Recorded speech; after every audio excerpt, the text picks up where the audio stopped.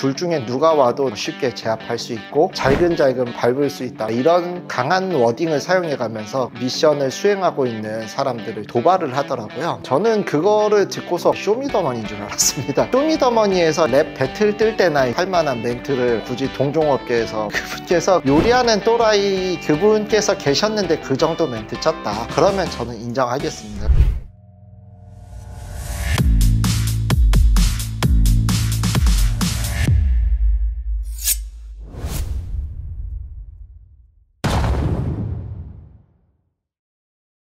안녕하십니까, 치과의 성지연 채널의 성지연 원장입니다. 오늘은 이제 저희 채널의 메인 컨텐츠는 아니고 잡지 사면 주는 별책 부록 같은 그런 컨텐츠죠. 그래서 이번 주제는 흑백 요리사 최종화가 이제 나왔죠. 아쉬운 느낌이 많았던 것 같습니다. 왜 그럴까 생각한 부분을 말씀드려보고 어떻게 생각하시는지도 들어보고 싶어서 오늘 카메라 앞에 섰고요. 이번 회차에서 메인 내용은 한 명의 결승전 진출자는 냅두고 나머지 결승 진출자를 뽑는 무한요리 지옥이라는 미션이었거든요. 거기에서 두부 요리로 여러 개 하다가 결국에는 에드워드리가 올라갔는데, 조금 아쉬웠던 거는 흑백 요리사가 공정성에 많이 포커스를 뒀던 것 같아요. 어떻게 보면은 플레이팅이나 모양도 요리의 한 요소임에도 불구하고 심사위원에게 안대를 씌워가면서까지 밸런스를 잘 유지하려고 했었던 노력이 대단했다고 느꼈었는데, 뒤로 가면서 밸런스가 별로 안 맞는 느낌이 들었습니다. 무슨 의미냐면, 두 명의 결선 진출자를 가리는 데 있어서 첫 번째 미션 인생요리라고 하면은 스토리는 그냥 만들기 나름이다 라고 생각을 하면 결국에는 자유주제였다라고 생각이 되어지거든요. 자유주제는 난이도가 그렇게 높지는 않았고 요리 자체도 하나로 결정이 났었는데, 반면에 이제 무한요리 지옥 같은 경우는 유불리도 갈리고 제약이 많았죠. 사실 최연석 같은 경우도 요리 자체가 나쁜지는 몰랐지만 주제에 포커스를 못 맞췄기 때문에 탈락해버리는 상황도 생겼었거든요. 주제에 맞춰야 된다라는 제약사항도 있는데다가 최종까지 가려면 5, 6그릇의 요리를 만들어야지 올라갈 수 있었던 정도로 극악의 난이도였습니다. 어쨌든 결선 진출을 하는 두 명을 뽑는 경쟁에서 미션의 난이도 차이가 있지 않았나라는 생각을 할 수밖에 없었습니다. 물론 이제 이 과정에서 어려운 미션을 뚫고 온 에드워드리가 더 빛나고 주목받는 그런 상황이었던 것 같기도 합니다. 개인적으로 두부로 만든 닭 요리는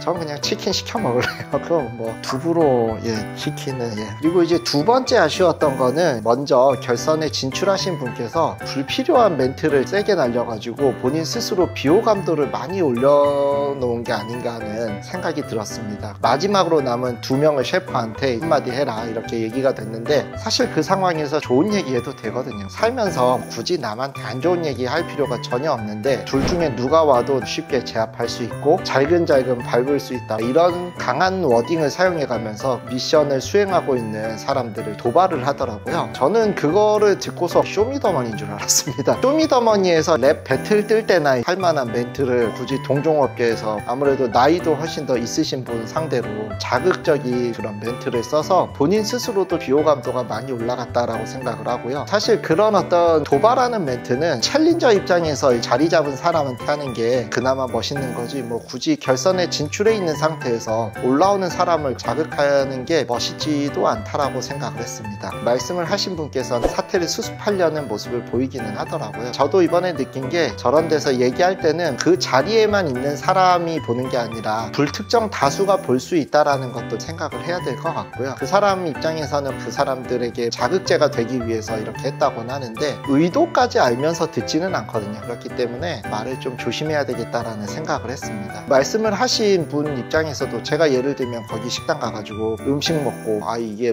뭐냐 하면서 저 정도 수준의 워딩을 해놓고 더 요리 잘하시라고 자극제로 했다 하면은 아마 받아들이기 쉽지 않을 거라고 저는 생각을 하거든요. 아마 이번 기회에 그분께서도 느끼는 바가 있으셨을 거고, 제3자인 제가 봐도 저도 앞으로 더 조심해야 되겠다라는 느낌을 가졌습니다. 아무래도 비호감도가 올라간 분이 우승을 하다 보니까 4주에 걸쳐서 이걸 쭉 보던 사람 입장에서는 원하던 결말이 안 나오니까 아쉽다라고 느꼈던 분들이 저도 그렇고 주변에도 좀 있었던 것 같습니다. 멘트를 치실 때 남아있는 두 분이 사람 대 사람으로 만만하게 본 게 아닌가 하는 생각도 들었거든요. 트리플 스타라는 분도 공부만 열심히 하는 모범생 같은 스타일이고, 에드워드 리도 나름대로 연배도 있으시고 외롭게 소외된 캐릭터라고 저는 생각을 했거든요. 그분께서 요리하는 또라이 그분께서 계셨는데 그 정도 멘트 쳤다, 그러면 저는 인정하겠습니다. 그리고 그렇게 도발했으면은 에드워드 리 셰프가 너도 할래 했을 때 당당하게 본인도 참전을 해야 된다라고 생각을 했거든요. 또 그건 안 하려고 하는 거 보면서 말이 좀 앞서지 않았나라는 생각이 들기는 합니다. 마지막으로 아쉬웠던 거는 이제 에드워드 리 셰프께서 두부 미션 같은 경우는 심사위원이 여러 개의 요리를 계속 심사하다 보니까 미각도 필요하고 이런 상황이었을 텐데, 마지막에 디저트로 승부를 본 건 참 멋있는 전략이라고 생각을 했는데, 결승전 같은 경우는 이제 날이 지나가지고 심사위원도 다시 공복 상태로 나왔을 텐데, 근데 거기서 승부수를 굳이 디저트로 걸 필요가 있었을까라는 생각을 좀 하게 됐습니다. 음식을 먹으면서 이제 혀도 즐겁고 뇌도 즐겁고 공복 상태에서는 위장이 채워지는 포만감으로도 행복을 느낀다라고 하잖아요. 우리 뭐 먹고 막판에 볶음밥 비비는 게 다 그런 이유 아닙니까? 그 상황이었으면 그냥 흰 쌀밥만 들어가도 이제 탄수화물로 행복할 수 있는 그런 공복 상태에서 하필이면은 디저트로 승부를 봤다라는 게 에드워드 리 셰프의 우승을 기대하던 입장에서는 좀 아쉬웠다라고 생각을 했습니다. 아마도 에드워드 리 셰프는 한국인으로서의 정체성을 찾기도 하는 과정이 더 자기에게는 중요했다라고 생각을 했던 것 같아요. 우승보다는. 그래도 너무 자만하고 있는 나폴리 마피아에게 진검승부로 우열을 가리는 멋진 승부를 기대했는데 스스로 불리함을 만든 전략이 아니었을까 아쉬움이 있었습니다. 보시는 분들께서 이런 생각을 해보신 적은 있으실지 모르겠는데, 저는 종종 그런 생각을 하거든요. 방송을 통해서는 음식의 냄새, 맛은 전해질 수가 없거든요. 그런 점에서 요리를 만드는 과정, 아이디어, 비주얼도 중요할 것 같고요. 가장 중요한 건 어떻게 보면 요리의 스토리가 시청하는 입장에서는 더 많이 와닿는 부분이었던 것 같아요. 그리고 그런 면에서 사실 에드워드 리 셰프의 스토리가 저에게는 더 감동적으로 다가오기는 했었거든요. 그러다 보니까 아무래도 더 에드워드 리 셰프의 우승을